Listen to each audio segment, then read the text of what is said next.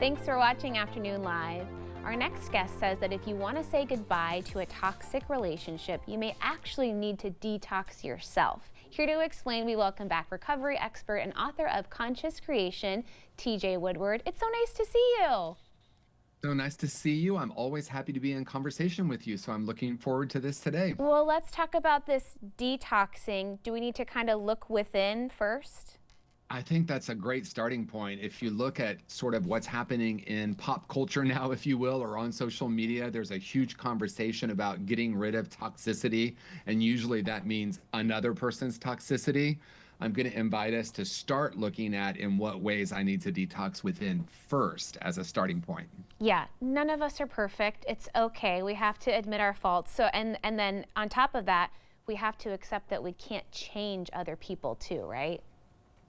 Well, I tried that for several decades, and it became very difficult and frustrating. And it is funny, but it's also true. And I think the deeper root of that is I really was afraid to look within, and it was much easier for me to look at what someone else, quote unquote, should change. So I set out on a course of trying to change other people, and it was not the most pleasant experience. No, and then you make a bigger mess, and then what? So yeah, we got to kind of reverse the process here. We've talked a little bit about core beliefs before. How can we relate that in this conversation? Yeah, I think that is at the root of it. So, in my experience, we're all carrying around what I call core false beliefs. I only say I because I add the word false, because we have these lies we've carried around about ourselves. And yes, they are thoughts, but they're actually also a vibration.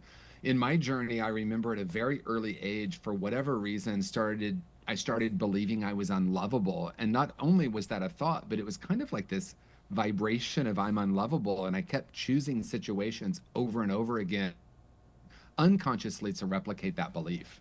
I think so many people can relate to that experience too. And without the understanding, right, that all those years, that was kind of underlying all of this. And you got to remember not to blame yourself too, right? Yeah, I think that's key because a lot of times people will blame the other person, and then we start to realize, oh, I need to be accountable for my own behavior, my own part in this. But then we shift to blaming ourselves, and that's just going to keep us stuck. So when we shift from blame to curiosity, we can start to actually shift that and then do the deeper work of looking at where did these core false beliefs originate and how do I actually heal them? Well, and then it sounds like that's leading you down a path of reconnecting with your true self and what's really going on deep down. That's right. And you know me well enough to know that that's really the core of sort of my work and my point of view. That is, we all come into the world as these whole and perfect beings, blank canvases, and then we start to absorb and decide all these things about ourselves. So, really, it's about unlearning all the stuff we've been programmed to believe and returning to this place of essential wholeness. When you're focusing on that inner work, will you kind of begin to notice things externally shifting, or what are things that we should be looking for in our relationships?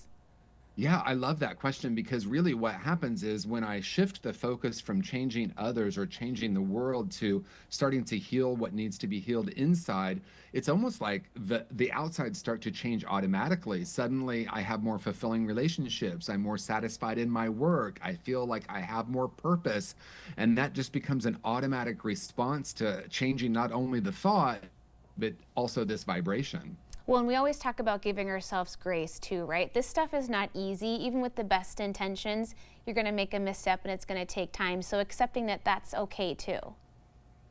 Yeah, and it's interesting because in the beginning of doing the deeper inner work, it can seem harder, but in the end, there's this freedom that comes that it's like, oh my gosh, it was actually much harder when I was believing that I was broken and trying to change the world. But there is that point when we turn within that it does take courage. There's no doubt about it. I was just going to ask, do you find that people are a little bit fearful or scared sometimes because it can be tough to confront those deeper issues?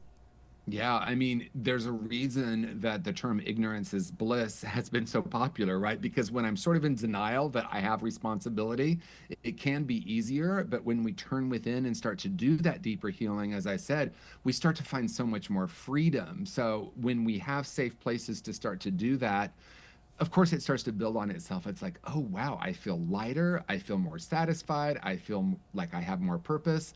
Then I just want more of that. Yeah. Hey, I feel detoxed and uplifted already just talking to you for a couple of minutes. So thank you so much for chatting with us today. Thank you. As always, I really appreciate it. Great to see you. Okay, TJ's book again is Conscious Creation. We'll have more information on our website at katu.com.